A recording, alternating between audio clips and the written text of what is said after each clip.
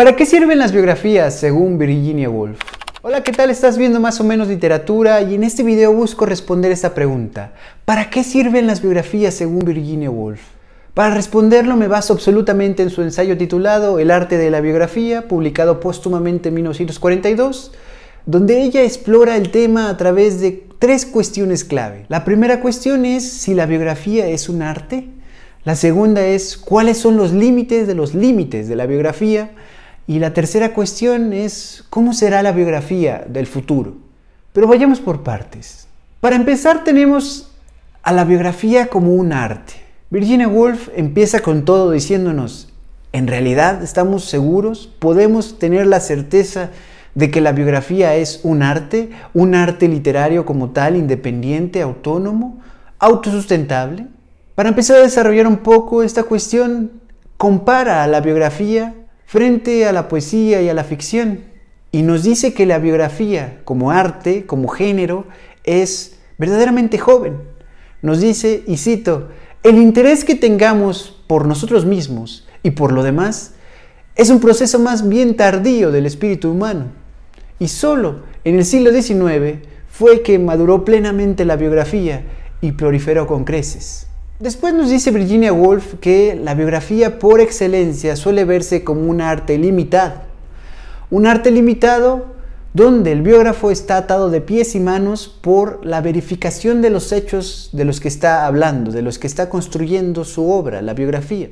Así es como podemos pasar a la segunda cuestión importante para Virginia Woolf, que son los límites de las biografías. Y para esto vuelve a poner en comparación a la biografía con la ficción. La biografía nos dice que se construye con la ayuda de los amigos y de los hechos acaecidos, y la ficción se crea sin más restricciones que aquellas que a juicio del artista, y por razones que le parecen válidas a él, decide obedecer. Así es como nos presenta la diferencia entre las biografías que se creaban hasta finales del siglo XVIII y las que se empiezan a realizar a finales del siglo XIX. Las que están a finales del siglo XVIII son más bien efigies, son máscaras de cera, donde no hay tanta atención al detalle y se busca enaltecer a los personajes sin tomar en cuenta esas pequeñas diferencias, esos pormenores de su vida que los hacen diferentes como personas. Y las biografías que se empiezan a hacer a partir de finales del siglo XIX empiezan a tomar en cuenta estos pormenores, estos detalles, estas insignificancias para los héroes de antaño y que sí importan para los héroes de la modernidad o vistos desde los ojos de la modernidad. En esto nos dice Virginia Woolf la siguiente cita: el biógrafo, qué duda cabe, ganó bastante libertad a finales del siglo XIX, porque al menos pudo empezar a insinuar que había cicatrices y arrugas profundas en el rostro del difunto que estaba biografiando.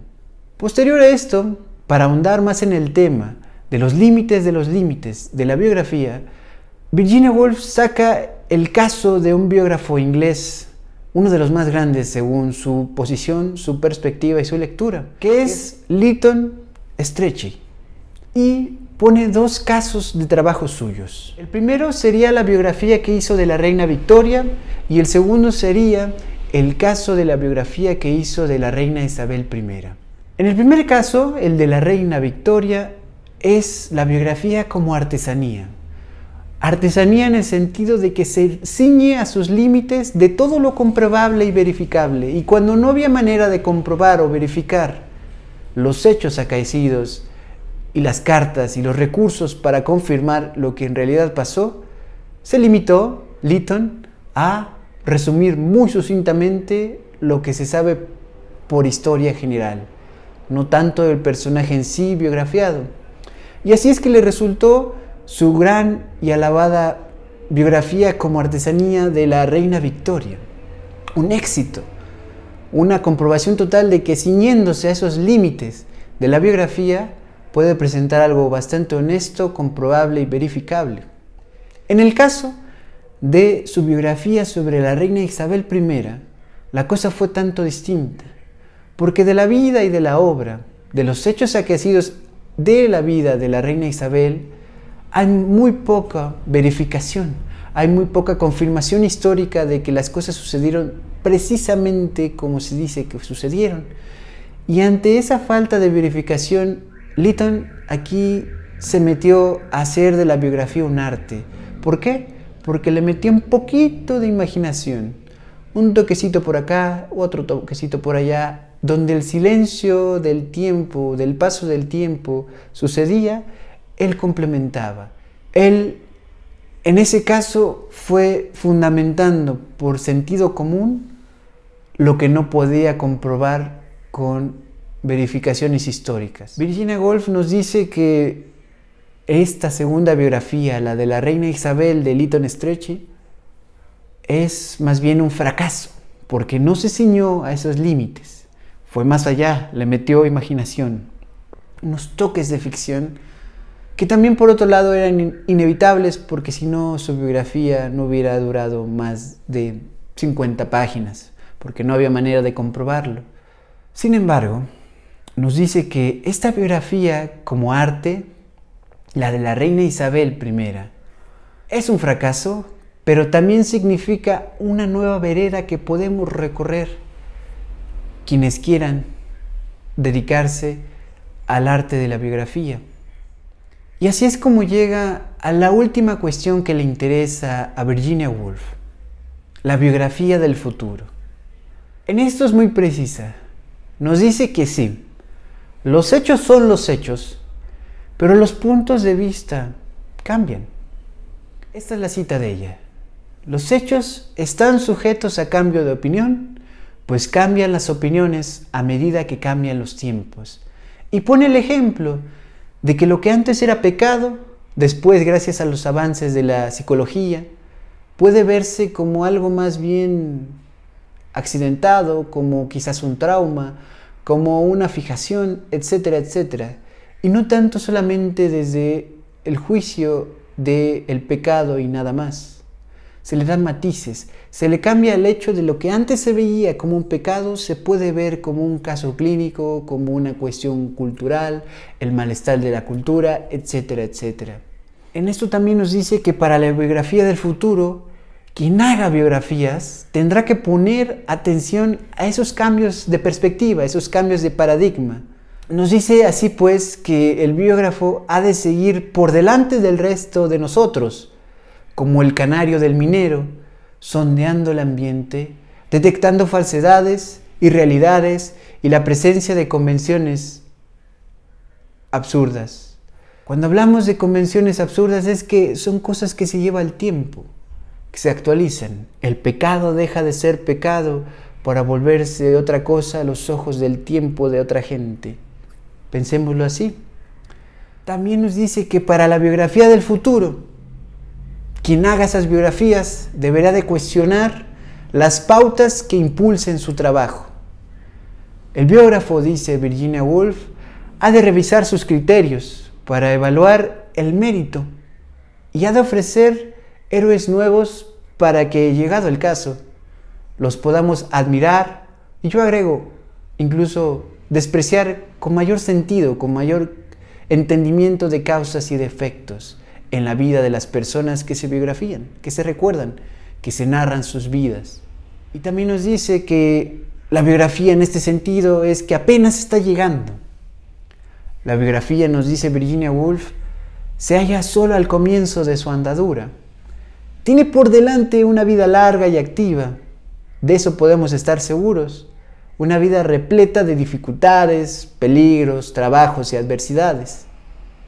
En esto ya estamos llegando a la recta final y nos dice, sí, la biografía trabaja en un nivel más bajo que la ficción y la poesía, porque la imaginación del artista en sus momentos de mayor intensidad dispara algo que es imperecedero, construye con materiales que duran más, que son duraderos.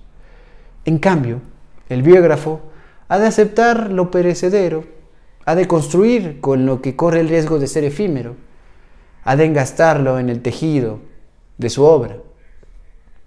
Y llegados a este punto, es que podemos volver a preguntar entonces, ¿para qué sirven las biografías según Virginia Woolf? Y la respuesta que nos da ya al final de su ensayo es la siguiente. Las biografías sirven para alimentar nuestras mentes con hechos que la imaginación no puede darnos. Y así cierra su ensayo Virginia Woolf, diciendo lo siguiente. Al narrarnos los hechos reales, al tamizar y deslindar lo desdeñable de lo grandioso, al dar forma al conjunto, de modo que percibamos nosotros el perfil de la historia, el biógrafo hace más a la hora de estimular la imaginación que cualquier poeta o novelista, con la excepción de los que son de verdad grandes. Pocos, muy pocos poetas y novelistas son capaces de ese altísimo grado de tensión que hace falta para transmitirnos la realidad. En cambio, casi cualquier biógrafo, si respeta los hechos, puede darnos mucho más que otro hecho que añadir a nuestra colección. Puede darnos el hecho creador, el hecho fértil, el hecho que sugiere y que engendra. Y nos deja al final de sus reflexiones Virginia Woolf con esta pregunta, remitiéndose a las pruebas que cada uno de nosotros, de nosotras, de nosotros puede tener. ¿Cuántas veces, cuando se lee una biografía, y yo añado, o se ve una biopic, una película biográfica, y luego se deja a un lado y se olvida que uno leyó, que vio eso? ¿Cuántas veces no hay una escena, que no hay una figura, pues, que siga viva en las profundidades de la memoria y que nos causa, cuando leemos una novela o un poema, es decir, vamos a la ficción o a la poesía o al cine de ficción o de poesía, sentimos en ese momento el sobresalto del reconocimiento, como si recordásemos algo que ya habíamos vivido? ¿Y cómo lo habíamos vivido? Gracias a esas biopics, gracias a esas biografías que nos dan el hecho vívido, el hecho fértil, el hecho creador, que se instala en la memoria para volver después, mientras no podemos estar solo con puras ficciones, solo con pura imaginación, sino con hechos que sí pasaron, de personas que podemos empezar a admirar o despreciar con mayor sentido, con mayor causa. Para esto sirven las biografías, según Virginia Woolf, que ya escribía esto desde los años 30, 40 del siglo pasado. Ahora la pregunta es para ti. ¿Tú para qué crees que sirven las biografías, las biopics, las series biográficas? ¿Qué tanto aprecias el género de la biografía como una lectura entre novelas, entre ficciones, entre poemas? Déjame en los comentarios, suscríbete, dale a la campanita, deja tu like y pues sin más me despido. Eso es más o menos literatura y nos vemos en un muy próximo video. A seguir leyendo biografías también, ¿por qué no? Bye bye.